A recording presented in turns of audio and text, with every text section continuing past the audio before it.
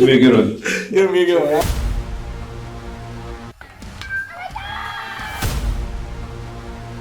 Definitely a different type of process. Cut down or freeze up. Being a coach's son.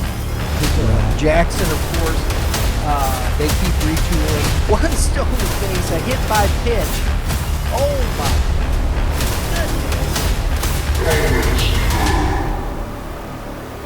Welcome everybody to another episode of the Hitting Zone podcast. That's where we bring up baseball topics, and when they enter the zone, we crush them. That's because that's what we do. I got a man right here. If you can see the hat, Premier Hitting Development. He's going to help us knock these things out of the park. So let's get it on. Yeah, go check us out, man. Youth Baseball Midwest on YouTube. Make sure you hit the dinger, the bell, whatever it is. I think it's a dinger bell. Subscribe so that you can get these notifications for when we're hosting these podcasts. And we have a great lineup of people on this podcast, and I highly recommend following. And what's cool about the YouTube page is you can go to each. I don't want to say producer, but whatever I am, a host. Am I a host? Yeah, with the most. The hostess with the mostest. Contributor. There's several contributors on there that are fantastic follows. I've been watching a lot of Brett Graves lately, so good pitching mind. Yeah, very good pitching mind. Definitely go watch his podcast. What's that podcast? It's like starts with Keep Climbing. I knew it started with a K. It had to start with a K, right? That's right. But anyways, Game 7 baseball, shout out to them. Their spring season stuff is up. We are registered for a few of our tournaments at the 14U level. I have now entered myself in the Super 7, so Brian has to accept me in the event. So we're in that Super 7. That's a pretty fun event for our 14U kids. But Game 7 baseball, game7baseball.com. And, of course, our friends over there at Prime Sports Midwest and Fenton and now in St. Peter's.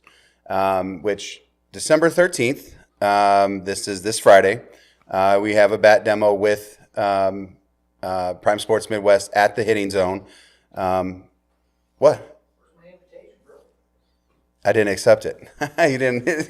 Brian asked me where the invitation was. I assumed that he was already coming because he wants to hit dingers off the pitching machine and the hit tracks and back. So. But come up and check us out, 6 to 9. We'll be up there a little early, obviously setting up. Don't come early. Come at 6 o'clock. We have great deals up there, some fun giveaways. So it's exciting times. Great bats are up there. You're a big bat guy? Oh, yeah. What's your favorite bat right now? I mean, I'm a big DeMarini guy. Yeah, I like the voodoo bats. The voodoo bats. Yes. I like the voodoo. Because I like the balance. Even though I'm a big guy, I'm a more balanced guy. Are you like an in-loaded guy? Or? No, balanced, yes. Do you have guys that just refuse to change? Like they are like big in-loaded guys, and some do, some don't. I mean, it's all about the mindset. If they're hitting nukes, then that's the bat for them. If not, they're going to try to change it up a little bit. Just trade it in and go get another one. I like what you said there because it drives me bonkers when I see a kid. We had a kid come in last night. He's a part of our catching group. And I looked at all the bats in there, and he literally has probably 5 bats in his bat bag, his catcher's bag. I go, are you tired of carrying that thing around? It's got to be heavy. And he's like, it's just what I'm feeling for that day. And I pick up one bat, and it's like a 32, and then he's got the same bat in a 33, and then he has a different brand of bat. And I'm like, dude, what are we doing? One's in-loaded, one's this, one's that. I'm going, swing wood. Exactly. Let's train with wood bats, and then, whatever you want to do during the game. And he's like, Coach, man, that's what I'm feeling that day. And I'm like, it always goes back to that $500 bat with a $1 work ethic or whatever. Exactly.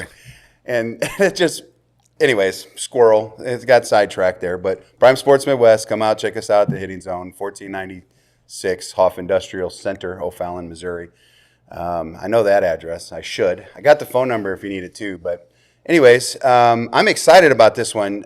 We've had Shane on the Hitting Zone podcast several times. Obviously had him on Youth Baseball Midwest. But today's show, I kind of wanted to feed off last week and just talk about baseball, Major League Baseball in general, because Juan Soto has signed. Wow.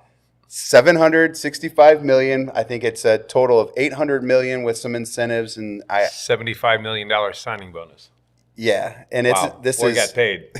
This is guaranteed money. Two-tool guy got paid $765 million. He's got a hit tool and a power tool. He needs some other tools to warrant that type of deal, in my opinion. But hey, his agent is a mastermind, and he got paid. Do you think that the reason why he got paid so handsomely, that's what I'm going to call it, is because he's a marketing tool in that demographic? Very big, and the owner of the New York Mets has deep pockets, and he is going to go all out to put some booties in the seats. Man, he still is. They're still like the third, projected team to win the World Series or wherever it is. The Dodgers are still in front of them, and they got a lot of work to do. And I'm trying to think about like their pitching staff, and there's so much more than just one guy. What are they going to do with Alonso? But I'm excited about seeing that because Mark Vientos is a nice little player over there. I think he's going to move over to first base because it sounds like you got that. a marquee guy with Lindor, and but who's going to hit? Who's going to hit behind him? Who's going to hit in front of him? Well, Lindor's one. Yeah. Soto's two. Who's going to protect? Exactly. Flip. So we'll see how that goes. But hitters are going to hit. I think he'll hit in any ballpark. I think the power numbers were up last year because of him being a Yankee. So is he going to continue to put up 41, 42 home runs a year? We'll see. But he's a high leverage guy that competes at the plate, uses both sides of the field. He's going to hit 300. He's going to come up clutch. He's going to do a lot of little things with the bat. He refuses to strike out. So, high level of respect for a guy. He's a very gifted athlete. And, it's going to be a lot of pressure too.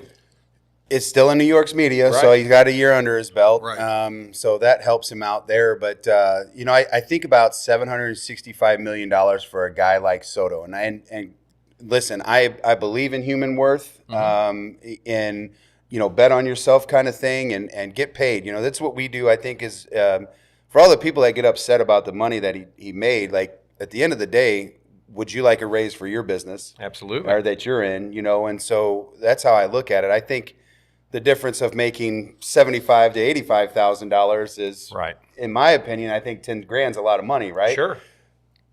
$765 That's mind-blowing. million. That is mind-blowing. It's It's boggling. and what's crazy is I don't think any of that's deferred. No. And No deferred so money. over the next 15 years, he's making this money, which, Otani, Blake Snell, those guys are on deferred monies. You got other guys in that organization on deferred money, and like Yamamoto, and I'm just thinking there's a lot of money being spent in baseball right now, and I'm not sure it's done because there's still some guys on the market that can make some big money, Right. which we talked about it last week in the salary cap. And do you think that baseball is on its way to having a salary cap? They have to do something to create a little bit more competitive balance, in my opinion. For these smaller market teams that don't have the amount of revenue stream that's coming in for these bigger markets, and it's just, where do you draw the line in the sand that says, the spenders are going to spend, but what about the average Joes out there? And it's just tough to compete in those types of markets. I think from a standpoint of just that competitive balance, that something has to happen. There has to be a line drawn in the sand that, we've got to have, if you're going to continue, and baseball's on the upswing here. A guy's going to get paid $765 million. The game is in a good spot from a revenue standpoint, but, what's going to happen with these smaller market teams? They're going to go by the wayside. And is it really going to impact the brand in a good way? I think it's going to impact the brand in a negative way because, you've got superior teams, and then you've got your second-tier teams, and then I think that gap between the second-tier teams to, the next echelon of competitiveness is just not there. Yeah, I'm wondering what teams like Detroit's going to do, teams like Tampa, that are notorious for really utilizing their farm system lately. Right. We talked yesterday a little bit on the phone about, kind of what Baltimore has right now, how Right. deep their system is. And are they going to be in a position where they can afford these New York teams, the LA teams? Because really that's maybe Chicago, the Cubs, Right. not the White Sox.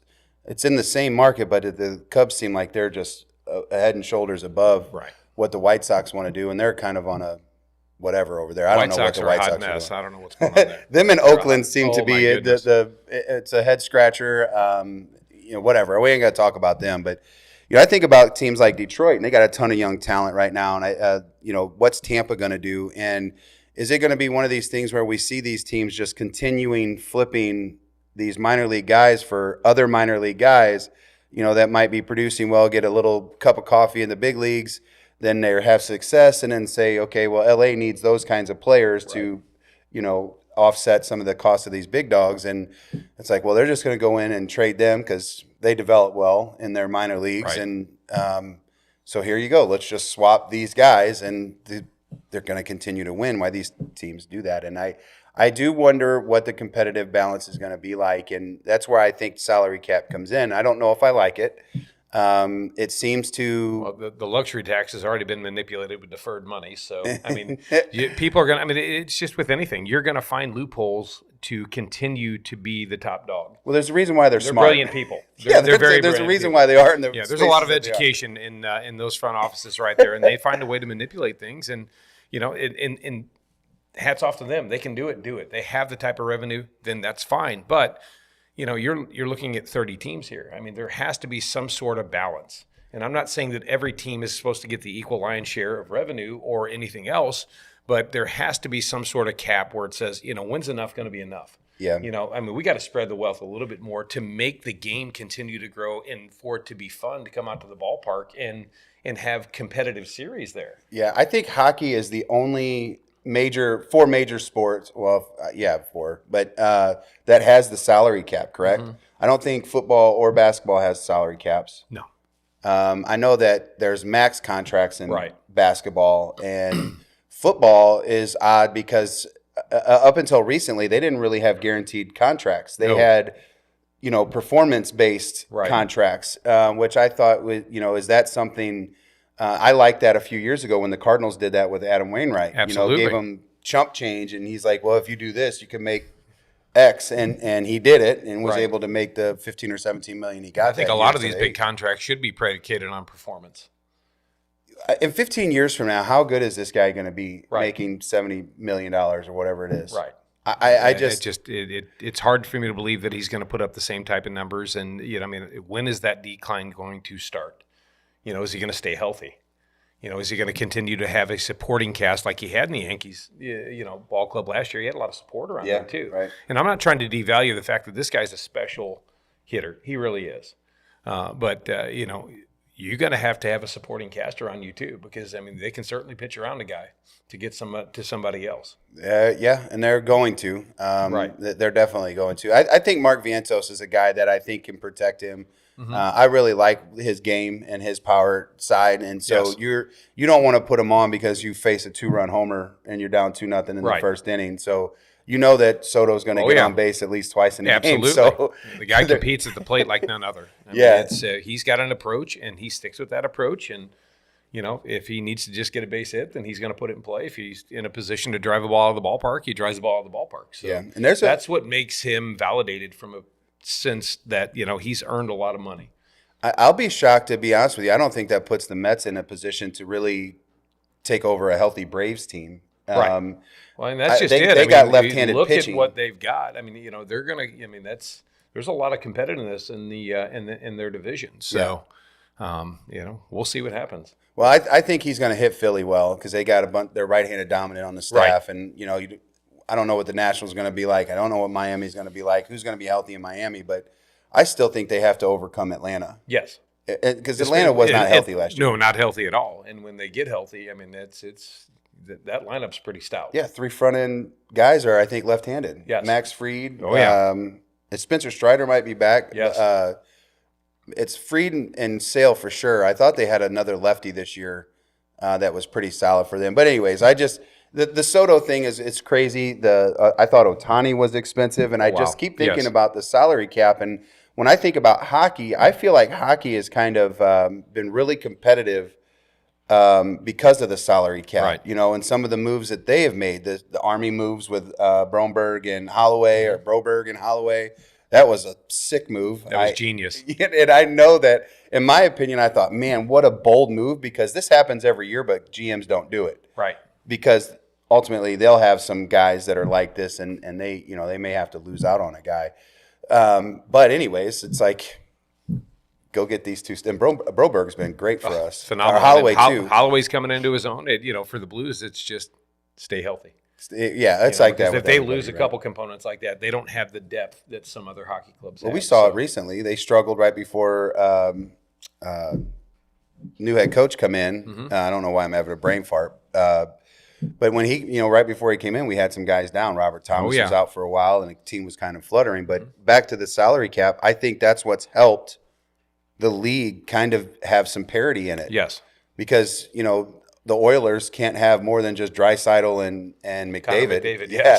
yes. A few years ago, they probably could have had 3 or 4 guys on, and that would have been just nasty. Right. To have those 2 skaters. And I think baseball is going to go that way. I don't know if it's going to happen in the next 2 to 3 seasons. When's the CBA up? 2 years? I think it's 2 years. Do you think that, well, I guess that would be voted in potentially then, I guess, wouldn't it? Yes. So what happens to a contract like Soto's? I don't know. I mean, that's a pretty tricky slope to navigate, especially when you've got contracts like those that are already cemented. How do you They get have around to that? pay But- them. Oh yeah, it has to be. Yeah. Oh, that'll be interesting. I guess what will happen is you start maybe deferring money. If anybody knows what would happen in that situation, please comment, because I actually do not know. I'm pretty invested into the game on the money side of things, and that is one I do not know about, and probably because baseball has never had a salary cap, so that's probably why There's going to be a lot of negotiations for the next CBA, so it's that's that.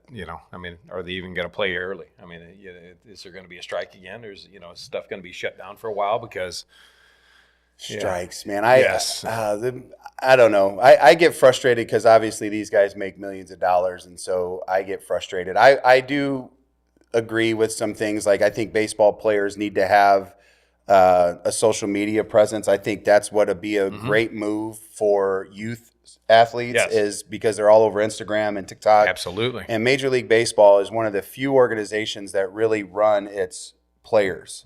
And, you don't see them guys posting everywhere, and you're just going out on a night on a town like you do in the NBA, or you're doing football. You don't really see it in hockey much. No. I don't know if there's if hockey has this similar things, but Major League Baseball wants, I guess, royalties on everything. And so they do, yes. You can't be a guy and go out and expose yourself if you're Right. a young guy to social media, because Major League Baseball says, no, you're not going to make money on social media without. Unless you're going to give us a slice of that pie. Yeah. So- And I do think that would be a way for them to connect with youth instead of this golden bat rule that we talked about.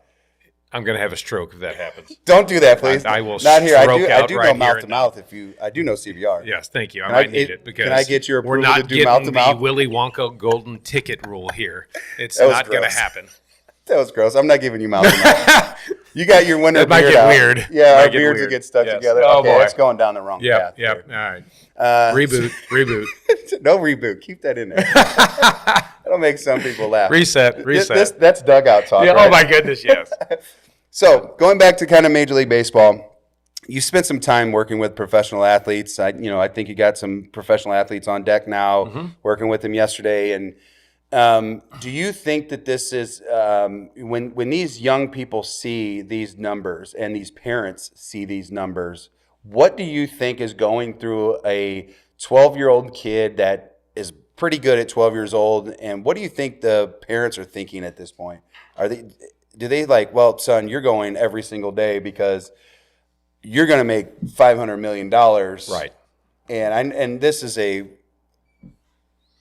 this is a large gap. I mean, Soto's special, Right. Ohtani's special, but there's millions of dollars being invested into these athletes. Do you think that it's going to create this trickle down to the youth side? Do you think it's going to create this mindset that's just going to continue to push kids into these sports that I think maybe in not? some instances with kids that play at a very high level at a young age, that the parents are going to continue to push now, looking at those types of dollar figures, going, all right, we're invested this now. I think we might need to invest a little bit more, because their perception of their child is they're playing at a major level and they're putting up numbers that they're the next Juan Soto. I mean, they're the next big thing. They're the next Aaron Judge. So let's go ahead and continue to invest, but let's go all in even more. So I like that, right? Because one of my big things is I don't like doing lessons one time a week with these kids. I want more time, because you need to practice more than just one time a week for 1 hour or whatever it may be.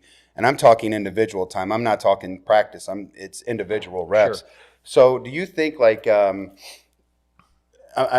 trying to get the best way, I guess, to kind of phrase this to make it make sense to me and kind of everybody else. When I look at this, I'm thinking, man, like these parents are going to be harsh on these kids. It's going to get worse in these expectations that they're 12. And so my kid's got to be had ranked. for a 12-year-old now too, to do stuff like that. But what they have to understand is, why are the greats great? Because they work hard when nobody's watching.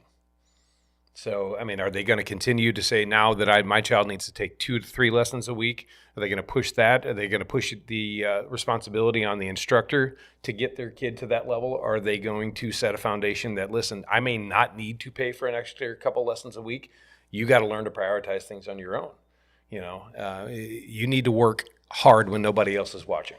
Is that more beneficial than hiring an instructor for 2 or 3 times a week, more of the work on your own? It really depends, in my opinion, on the athlete and how driven they are. Some kids that don't have that inner you could practice the wrong way too. Absolutely. I mean, I think there needs to be a balance to that. But, some people just think that if they go to a professional instructor 3 days a week, their kid's going to get there. That's not necessarily the case. I mean, you can be special, but you got to be special at every level. You got to continue to evolve and get better. And if you don't, then you're not going to get there. But I think, this is not easy. It's not an easy process to get to this type of level. And I think a lot of parents think it is easier than what it really is. And it just isn't. I mean, there's some luck involved. You have to stay healthy, but you got to continue to get better, and you got to put up numbers at every level. And what makes these guys special and why they're getting paid is it's a body of work that they put in over a number of years at a very high level. Getting drafted is one thing. Getting to the big leagues is another, and it's all based on how consistent you are. Can you consistently put up numbers? Can you put up more numbers? And then when you get to the big leagues, you have to sustain that success. Mm-hmm. But it's got to be over a period in time. You don't get a $765 million contract unless you are very special and you put up numbers on a consistent basis. That's when you get paid. But that's what makes the perception of it is, look at, let's follow the American dream. Well, you got to have a blue-collar work ethic to get to that American dream. Big time. You're not born with a silver slugger in your mouth. Some kids are born into money and they have those resources, but they're not born with a silver bat in their mouth. They got to produce that silver bat. It's so wild to me because you look at just and I follow PBR and Kevin Mulder often, and I obviously the high school side I'm invested in, and I see all these really special athletes, right, and kids that are throwing upper 90s. Kids that are hitting, exit velos in the upper 90s that can hit 10 home runs and hit 400 in high school baseball, which, based on the pitching I've seen, hitting 400 in today's high school baseball, I think is actually pretty special. Right. Back when I played, I felt like hitting 400 was, that was easy. Right. Especially hitting 350 and above. But, BB core bat, or we didn't even swing Besser bats. We swung those -5s. I mean, we were swinging. Those things were wicked. Yeah, in high school, I swung a 34-29. Right. That's ridiculous. I could miss hit a ball and was getting down. So even though I hit 4+, it's like not everything was missiles, but right. I could get that extra bloop a week to keep my numbers up, and it's just like nowadays. Man, sliders are filthy. The data, the metrics that we have, and kids are investing in that. It's a lot. And right. I do think some of the youth side is pricing out some of these kids too, because if you have a family that cannot afford to get in on metric testing or sit and do video sessions and pay, to hear things versus always just trying to flip BP. Right. Some of these kids are getting left behind, and then they, say, I want to stop chasing baseball because I can't afford. Well, you get priced out of it. Yeah, and we're in a dangerous place, I think, for our sport. And on the youth side. Right.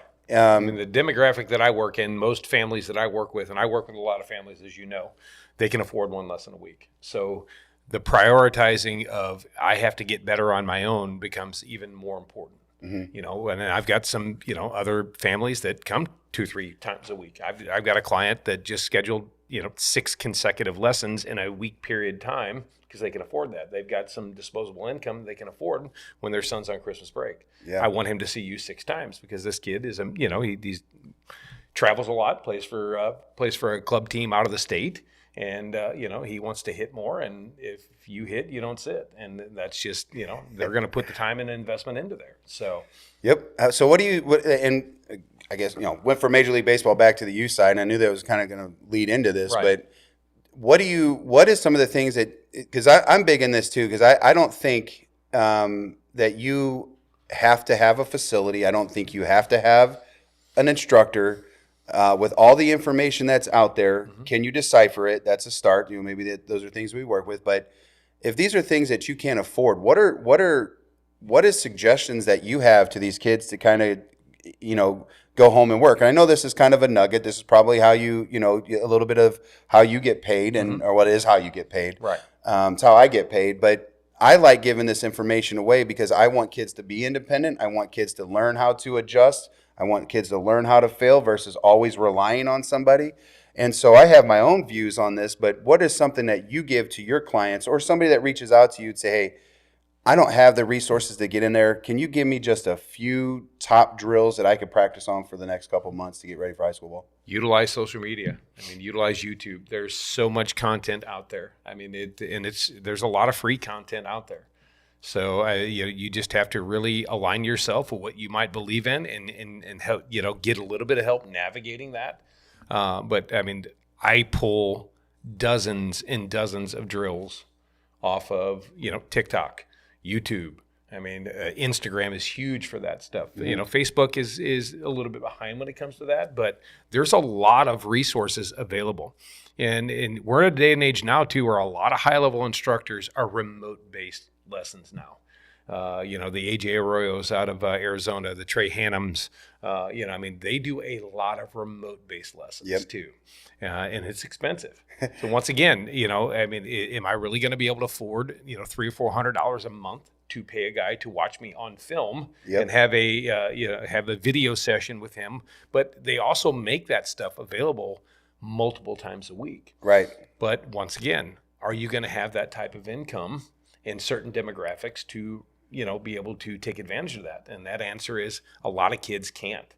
So there is a lot of free material out there. I give as much as I can possibly give to any client. I want them to have as many resources as possible. So, you have to get creative with things. Yep. And the more you can get in there and you can pull stuff out and you might find a drill that works, keep chasing that stuff.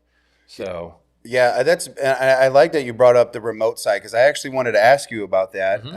I don't think you, and I could be wrong. I don't see you pop up on Instagram a lot. Are you on social media a lot, or is more of what you do kind of the word of mouth? I'm to a point where you even need to be on Instagram. That's the problem. And I'm not trying to toot my horn in any way. I've been doing this for 31 years. Most of my business is word of mouth business. I'm not a big techie guy. I'm not very good at computer stuff. I'll throw out a little bit of content here and there, but not much. And the primary reason why I don't is because I don't have space to fill. That's fair. I'm working 7 days a week right now. That's insane. Right? Not because I have to. I love to do it. Okay. But, it's hunting season. So that's just it. And I still have a waiting list of kids. Man. So, for me, I'm maxed out at this point.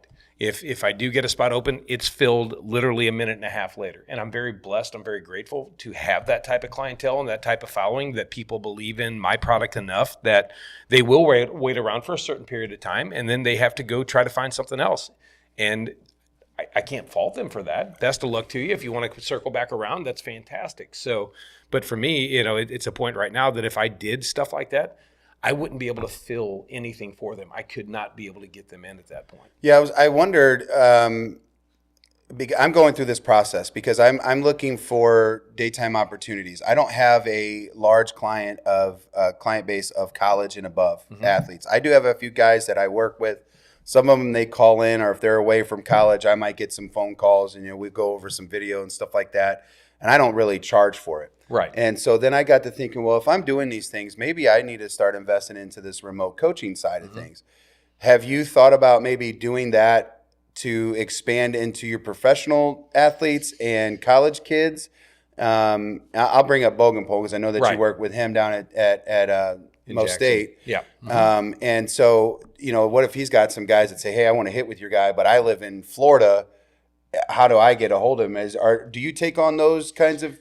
At this point, I don't have time to take on that stuff because Gotcha. I want to prioritize the clients that I have now. Here, yeah. Everybody that I work with, I want them to be my main focal point. I'm not trying to chase more and more and more. For me, it's quality over quantity. Less is more in that point. And my plate is absolutely full. Just ask my wife. She'll tell you that. So, from that standpoint, I mean, the residual business that I got from a guy like Caden Bogenpole is I have a gentleman that reached out to me from the Jackson tribe. I'm now traveling every Saturday, 105 miles one way to work with 32 kids from the Jackson tribe in a group setting format. That's how I'm expanding and reaching out and networking, things like that. Nice. Man, what a great opportunity to work with those young men down there. Yeah. Quality program, just quality people. Brian Austin, I can't speak higher. Coach Roach, I work with his son. He's the head varsity baseball coach at Jackson. Yep. What a great opportunity. And that is really fun for me to go out and do that on a Saturday. It's taxing physically. Because I start my day on Saturday morning at 7:30. I do a few hours of lessons at my facility. I hop in my truck and I go down there. I work for 4 or 5 hours. I'm going to work. Caden's going to be in town now for Christmas break. He's going to want to hit a little bit. Henley Parker, maybe some other guys from that area. So I'll stay a little bit extra and do that, and then come home. And guess what? Sunday morning comes around. I got 10 hours lessons scheduled at my facility of all high school kids. Man, so I'm smiling from ear to ear because. The one thing that drives me bonkers is I hear people all the time say, I wish I had what he had, or how did that person get that? When you hear and I don't work enough because I want to hunt Friday, Saturday, Sunday. I will do some different things at different times of the year where I'll work a little bit harder to make up for the 3 days I'm missing here.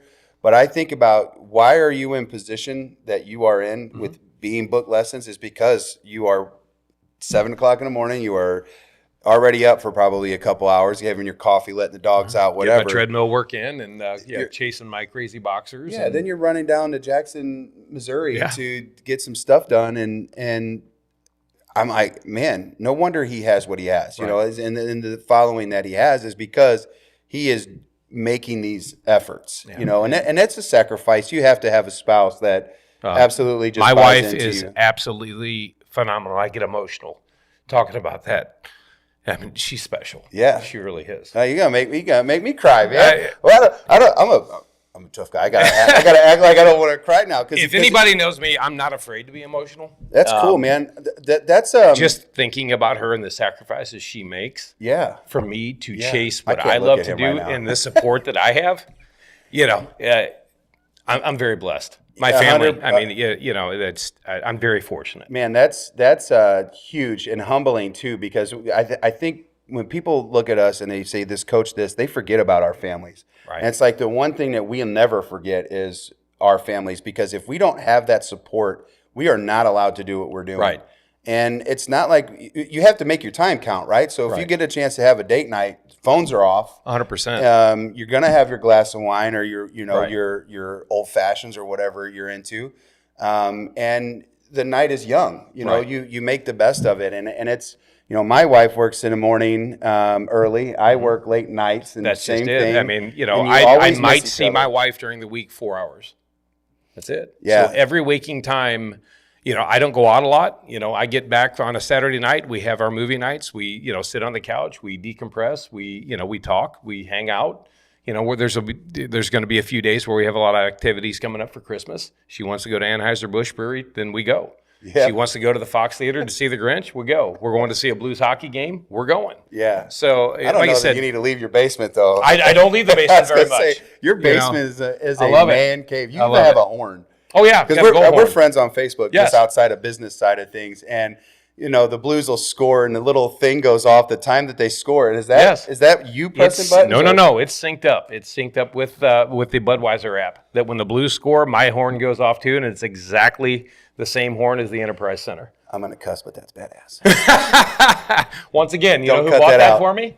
My lovely wife for Christmas a couple years ago. What a saint, man! Yes. Shout out to all the. She is a saint to deal with me. I'm going to go ahead and admit that right now. I'm a hot mess at times, Oh, but she keeps me grounded. She keeps me humble. But I'm blessed. I'm going to guess that you probably have no issues with dinner. She probably has plates made for you. Like, I'm the protein guy. She's the sides gal. We kind of, part of my day is I get up. I try to help with meal prep the best that I can. And she knows at times that I'm exhausted, and she steps up to the plate and she makes it happen. that's so cool, man. I shout out just all of them.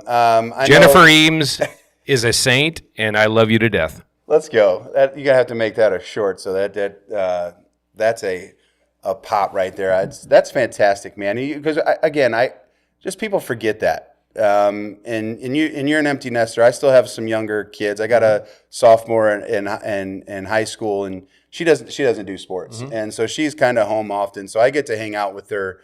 But we miss so much growing up. Like, my middle child didn't really play baseball much, and I was still coaching college. I was still coaching, still doing lessons, and I never really got to watch my son play baseball. And I made the decision to kind of his senior year, he wasn't good enough to really make my team. I did, as you can call me whatever you want to call me. I wanted to watch him play baseball. Right. I made him join my team. He was not good enough. Likewise. He's not good enough to play on that team. However, he got 15, 20 at bats. We were either up or down. He got some chance to play. He's not good. He's a very bad base runner. Like, couldn't do nothing special. But I got a chance to be on the field with my son, which made all of that worth it. So for all of those that say it's daddy ball, you can call it daddy ball. I don't give a rat's. I needed that for my 13 years of him trying to play baseball, that I could never watch him play on a consistent basis. And, he had actually, believe it or not, he had one of the biggest hits in one of our tournaments that helped us win a game. And so I have that moment. And if I didn't do something like that, I would never have that moment. Right.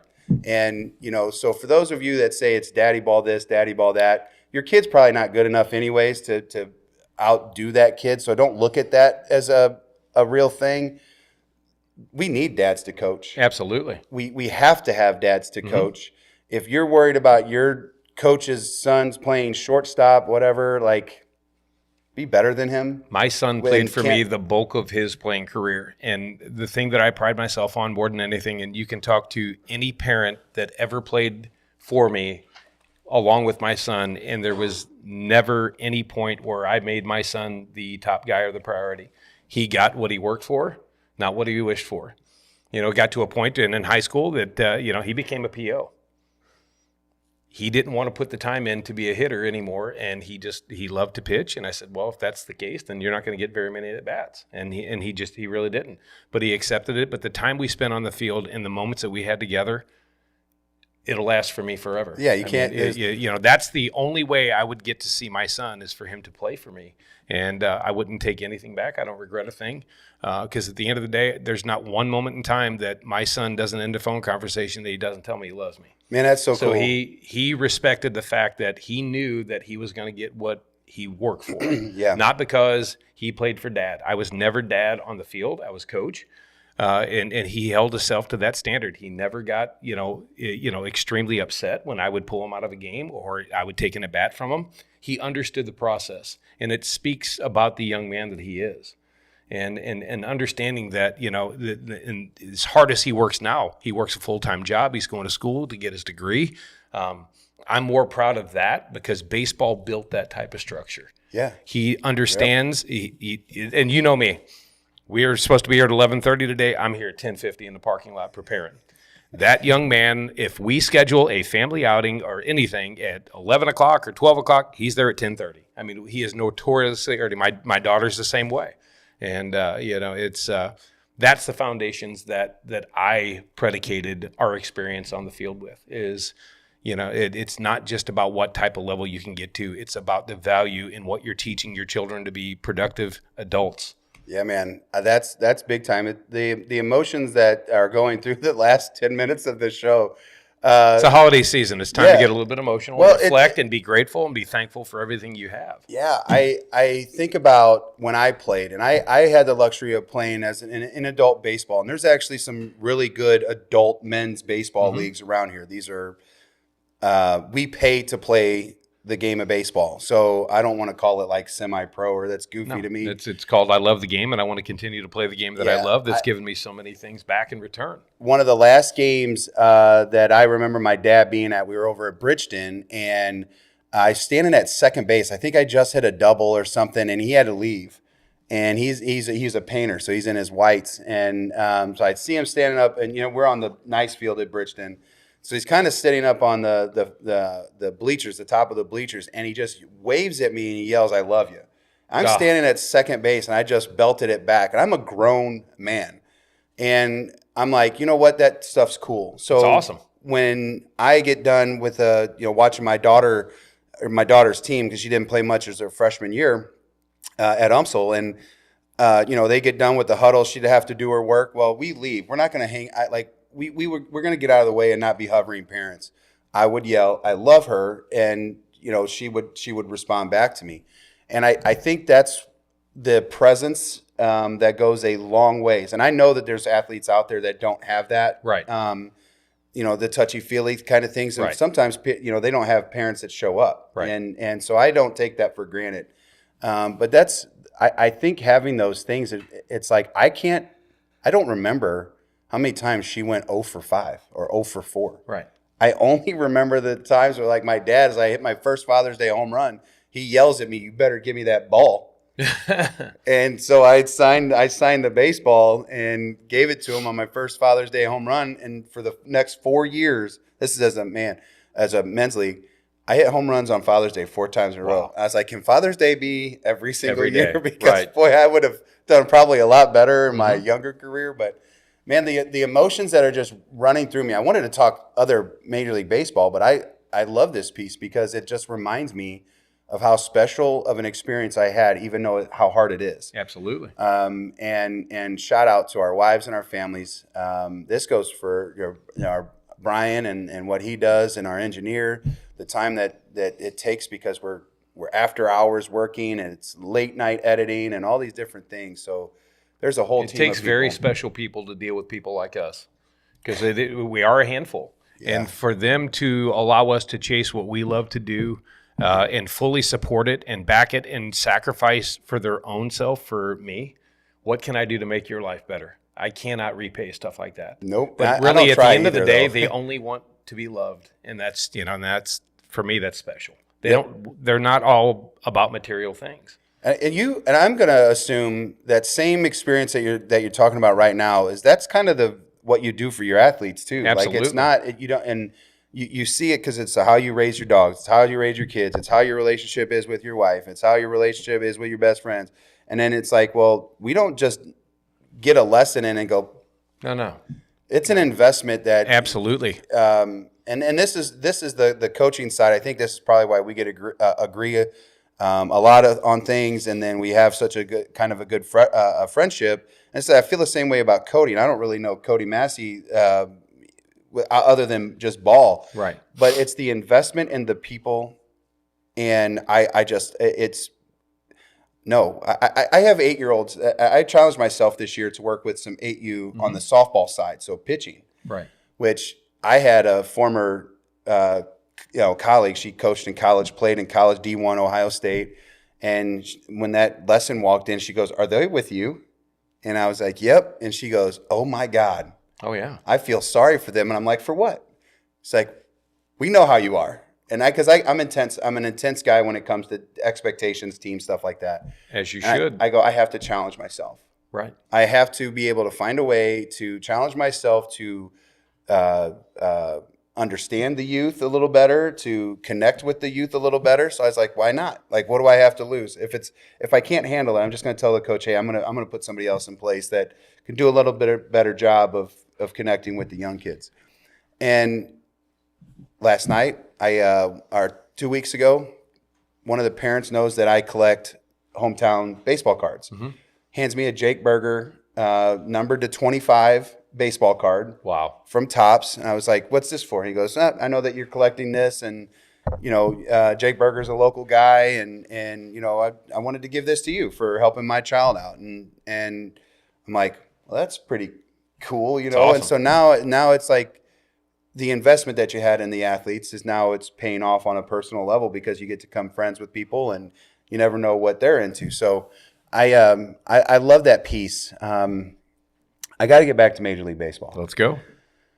Got to talk just because I don't want to cry internally anymore. I think I held it in pretty good. But your love for Mo, and I like to debate with you a little bit because I know you're a baseball guy and you got some years on me, just a few, but you got some years on me. And what is it that drives you bonkers about Mo, besides his bow tie? It's just it's some of the personality aspects. He is dry, and for me it's the same rhetoric that I hear all the time. You got to be patient. You got to trust the process. Well, I mean, I've been trying to trust the process for many years. I have a problem with the development in the farm system, and I know they're addressing that now, and I'm completely on board with a rebuild. That's fine. But allow these kids to grow and get better in a Cardinal uniform. The biggest problem that I've had over the last umpteen years is watching kids that get drafted into our farm system go experience a lot of success with other major league organizations. And I'm a diehard Cardinal fan, and I love the St. Louis Cardinals. But it's just the infrastructure over the last decade or so that's happened. It has really rubbed me the wrong way. Do you think it's comfort that he has? Well, I think they're resting on what they've done in decades ago. Success, with anything, you have to continue to evolve, and you have to continue to evolve how you're developing these athletes. And I think we're severely behind in that development aspect. Do you think at one point we were ahead of that aspect? I think many years ago, I think we were. I think the scouting department does a great job of finding future major league athletes. I just think we've dropped the ball on developing said major league athletes. I don't know if just people are not on the same page from a philosophical standpoint, but when you fire a manager, for philosophical differences after this gentleman rolls off what he wants to do and rolls off 17 consecutive wins. And does a lot of good things for the organization, who's been a diehard Cardinal for decades, and an old school guy, and all of a sudden this guy is gone. That was the straw that broke the camel's back for me. Yeah, that's fair. And I'm a Schulte guy too. And I love Mike Schilt. I love everything that the guy has, from a foundation, from a philosophical standpoint. He's a player's manager. He's a no-nonsense guy, but he's a blue-collar hard worker who is extremely loyal. And I'm an extremely loyal person. Yeah, he cried. I remember him crying. He was devastated when this happened. And so, now, and the one thing that bothers me about Mo is like he keeps everything to the chest. Like there's no, and I'm not sure that he needs to. It's a Major League Baseball club, so I don't feel like I need to know everything that's going on. What they do behind the scenes, it can stay behind the scenes, but they let go. How many staff members have they let go in the past? We talk about the past decade, which we don't hear about, right? But when I think about philosophical differences, and you saw you see what's changing this year with all the minor league help, right? With all of these different strength and conditioning coaches, which I think it's fantastic that they're finally doing that. But they had that though, and then they let it go, right?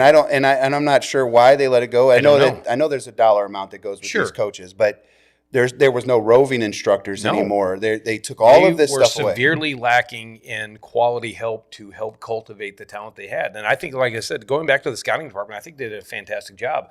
I give Mo a lot of credit for evaluating talent and understanding talent that can get to the big league level. But I want to see them remain with the birds on the bats across their chest, earning red jackets at the end of their tenure. You don't see that anymore. Yeah. You don't see the Adam Wainwrights, the Yadier Molinas, for that matter, the Albert Pujolses that come back that wanted to finish their career in the Cardinal uniform. You just don't see that type of stuff anymore. And that's the disappointing and frustrating point in my perspective is I think there's a lot of brilliant baseball minds in that organization. From a talent standpoint, they can identify the talent, but they're not cultivating the talent. They're not developing the talent, and they're not sustaining the talent. So, and at the same point, it's just trying to find components and pieces that, let's face it. I mean, that ownership group has made a lot of money. a ton of money.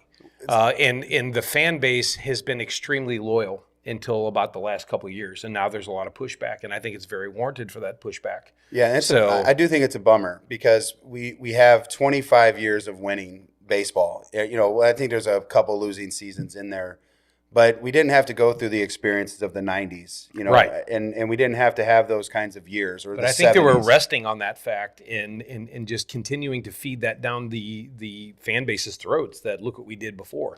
Well, it's what have you done for me lately? And that's not much. Well, if you want your fans to spend, as you raise ticket prices, you're going to have to change your product. And I think that's what everybody's issues were. And I am completely on board with them not being very good for a certain number of years if they're going to cultivate and make that talent better and sustainable. Well, I'm completely fine with that. They said last night in the winter meetings, Ali Marwal was on M.L.B. last night, and they had talked about this movement. And he's like, listen, at the end of the day, the last couple of years, we have not given our young players opportunities.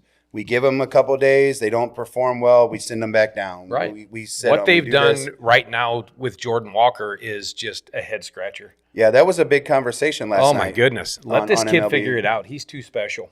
But also, I mean, give him some resources to get better. He's got 3 guys right now working with him down in Florida. He's got John Jay working with him in the outfield. He's got the new hitting coach working with him, and another guy from the organization, strength and conditioning or whatever it was, working with him right now, getting him in position to be a successful major leaguer. So let him go out this year and give him 500 at bats, and whatever happens, happens. Should we have even brought him up 2 years ago? That I don't know. I mean, it's coulda, woulda, shoulda. Well, these are things like I don't. So here's my arguments. I always like Baseball Reference is a great resource tool for all of us to use. So if anybody says I played minor league baseball, just go to Baseball Reference and fact check them, if you will, because it'll give you information. Because I hear that a lot. Right. I played minor league baseball, and I'll look it up, and they've done nothing more than what I did, which played, men's leagues. Right. But anyways, that's me being a clown. But I think about like big numbers stuff, and I've noticed like. It is very difficult to be 21, 22 years old and be this big-time major leaguer. I know this past year we had Jackson Churio, Jackson Merrill. There's been some guys recently that have been 21-year-old guys that have just been monsters. And that's 2% of Major League Baseball. Mm-hmm. That's 750 whatever players that is. And so I'm thinking that's not realistic. We had like 4 guys that we were relying on to be premier athletes under the age of 23 years old. And then you didn't give them enough leeway to fail, which they needed to do. And then talk about Jack Flaherty's of the world, Sandy Alcantara's, the Zach Gallen's, Randy Rosarena's, stuff like this. The age of 26, their stats had gone through the roof. Right. So for 5 years, we had them in our system, developed these players, traded these players off, 2 or 3 years in the other organization's minor leagues, and all of a sudden at the age of 26, they blossom. Mm-hmm. That's common. And it goes back to thinking about Tony La Russa's thought process. He never wanted players under 25 on his roster. And that's why you saw a lot of our young talent get traded away. Right. The James Ramseys of the world, the Brett Wallaces of the world. Yes. If you don't know who those are, you're not a baseball fan. Right. Because those were Golden Spikes guys. Oh yeah, high-profile athlete with Brett Wallace coming out of Arizona State. Yeah, and James Ramsey out of Florida State. Right. So I think about like those kinds of guys. Like he just sent them right, and we got Oscar something from Cleveland and Garrett Stevenson or something. I think it was a right-handed pitcher. I don't know why I remember that. I think it's Garrett Stevenson, and ended up pitching well for us and did exactly what we needed to do. James Ramsey never did anything. And so I think about like, why did they make those moves then? But now Major League Baseball is stuck on this 21-year-old, 22-year-old kid playing. And when Jordan Walker had that phenomenal spring, I'm like, just send him back down to the minors. Let him start in the minors. Let him have continued success down there. Because if he doesn't at this level, you're going to pull him. Right. I think that's the natural thing to do, because if he's struggling there, you can't let him continue to struggle if you have this competitive team. So I didn't want that to happen. I didn't want it to happen for Victor Scott last year either, because they did the same thing to Victor Scott. Right. They did the same thing to Gorman. They did the same thing to Colby Rasmus. Right. And I don't know what these guys would have been. Dylan Carlson. Yeah, and Dylan Carlson's washed now. I don't think Dylan. I don't know if Dylan Carlson will ever have. He'll probably have a job, but he's only got probably 2 years left. Right. If he doesn't figure it out. And do you think that like knowing that 26, the mind's fully developed, the body's fully developed, that's our prime years. Do you think that should be more of the focus on these athletes, or is it other things like the financial side, the Rule 5 draft? If you keep a guy in the minor leagues too long, if he's 18 years old and he's drafted, that's 7 years in the minor leagues of making chump change. Right. So he's probably getting Rule 5, so you have to 40-man him. Mm-hmm. So is that a benefit to these young men to bringing just every 21-year-old up that hits 20 bombs in the minor leagues? I think it's really trial and error. I mean, some kids you can hit on, but a lot of kids can't take the mental aspect of it and the pressure that it comes along with, performing on a daily basis. And then it also falls on, what type of support staff do these young men have to fall back on? What are they doing psychologically? What are they continuing to do physically? But what are they doing structurally to make themselves more consistent in the field that they're playing in? Is it an offensive problem? Is it a defensive problem? Stuff like that. So, basically the problem I had with Jordan Walker was they just sent him down and told him to create more launch angle. Well, how about help him? That was the dumbest thing I'm thinking, we need you to hit the ball in the air more. Well, can you maybe expand on that? Because now all the kid's trying to do is lift everything on his own, and then it gets in his head even more. And, just hitters are going to hit. Let the kid figure it out. But if you're going to bring him up, play him. Maybe they should have kept him in AAA to build some at-bats down there to keep that head of steam. I mean, look what happened with Jackson Holliday last year. Yeah. But he went down. Their developmental staff got to work. They made him a focal point on this kid should be a big league hitter right now. He's that ready. And by the end of the year, he came back up. He made substantial adjustments on how he was loading his body, and all of a sudden he's working through the middle of the field again.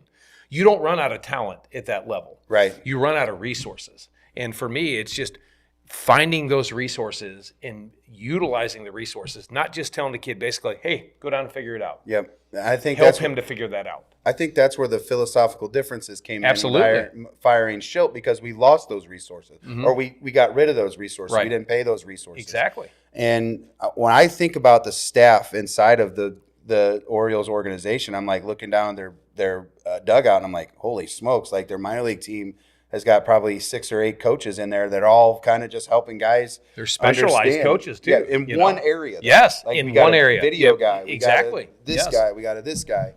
And when you take that stuff away and you're in a high-profile organization like the Cardinals, I think that was the big fail. Mm-hmm. And they're addressing it. They've obviously made that clear. I don't know why it's now, not 5 or 6 years ago. They've had to see this coming, but it becomes an ego thing, which is this is the piece of Mo that I dislike. It comes from the ego of I can turn it around because I've been able to push some buttons in the past and it's been good. Well, your luck runs out eventually. I was gonna say you draft a 13th rounder, right? And you struck gold. Oh wow! Yes. Unbelievable gold Mr. with Pujols. Pujols. And people forget that Mo's been here since '95, so he had, or '94, and he had worked with Walt Jocketty for a long time, and he was the one that was responsible for drafting these guys. He drafted Pujols and Molina. He got was part of the deal for Waino and the Memphis Mafia stuff in 2011, and well, I guess it was before then, but when he drafted those guys, he was part of that process. Right. And so I just felt like for the last 8 years or so, social media has just been all over him, and it's just been this pompous little guy. However, I think 25 years of baseball. Right. He has got us competitive enough. I'm not questioning his ability, and like I said, I think he is a very bright mind in the game. I just think his ego got ahead of, what he needed to do to further develop the organization. Yeah, time is up. Yeah. Time is up for him, and time is up for our show. So that was a good segue there. But anyways, Shane, I appreciate it, man. Oh, absolutely. It's my pleasure. Hopefully the dog does okay. I know he got some stitches removed, or he removed them himself. Poor Drake. Yeah. And as a boxer owner, my thoughts are with you. Buy a boxer, they said. Well, why not have 2, they said. Well, we have 2. And we love them, but wow, hot mess. Make sure that you go follow PhD Hitting. Shane, what is just, are you just on Facebook, or are you on Facebook, Instagram? I'm basically on X and Facebook. That's predominantly what I use. I'll TikTok a little bit here and there, but once again, it's just finding extra time to do stuff like that. That's but any type of follow is greatly appreciated. To my clientele base, I cannot thank you enough for all the support you give me. And just know that I love your kids and I want to continue to help them. And that's the big thing for me. You got to go get a hat. I think you got a live store. Yes. Thanks to Rick Benz at Prime Sports. Yeah, that hat is slick as can be. It's a raised hat too, so it's not just stitched in. It's a raised hat. I'm staring at it. I'm not staring at your eyes. Look deeply into my eyes. I'm staring You're at getting it. sleepy. Well, I am, because I got 3.5 hours sleep because of a crazy boxer last night. By Boxer, they said. Yes. By 2. Yeah, great. But go check his website out. And one of the things I love about what you do is the content that you post isn't always about swings. It is literally questioning almost sometimes the desires, the manhood of a youngster or whatever. And I love the motivational side of what you post, because it's real. It's not made up. It's not fake. It's experiences. It's 31 years of coaching. I love every single kid that I work with, and I want only the best for those kids. And I will do anything and everything I can to help them. But at the end of the day, they have to help themselves too. So that accountability factor falls on their shoulders as well as mine and the parents. And I think they get it. They understand it. They appreciate it. And that's why I don't have very many turnovers when it comes to new clients. Right. Well, go follow him. PhD Hitting, Facebook, Instagram, X, Threads, whatever. I don't know what it is. But go follow him. Make sure you go check out the Hitting Zone. We're on all the socials, Facebook, Instagram, TikTok. We post fun stuff up there. So if you're ever looking for business hours, you can come up there, because we're a batting cage facility. We're not just team side. The biggest key is you got to go to Youth Baseball Midwest on YouTube. You have to hit the dinger. You have to subscribe so that you can get more information like this. You could chat with us on our comments, whether or not what you think about Mo, or what you think about Juan Soto, or are we going to have a salary cap? But we need you to continue to watch these shows and share these shows. And so everybody out there, I guess I'm going to steal this from Brian. You pitchers, throw strikes. And hitters. Chicks dig the long ball. I think it's you pitchers throw it where they, I don't know. What is it? Pitchers hit it, whatever. Hit it where they ain't. That's a hitter's thing. Yeah. I don't know. I close my eyes and swing hard in case I hit it, and it goes sometimes far and sometimes it goes in the dirt. So that's what I'm teaching lately. But anyways, you guys have a great day. Happy holidays. We will have a show next week. So make sure you tune in. But other than that, have a great day in the Lord. See ya.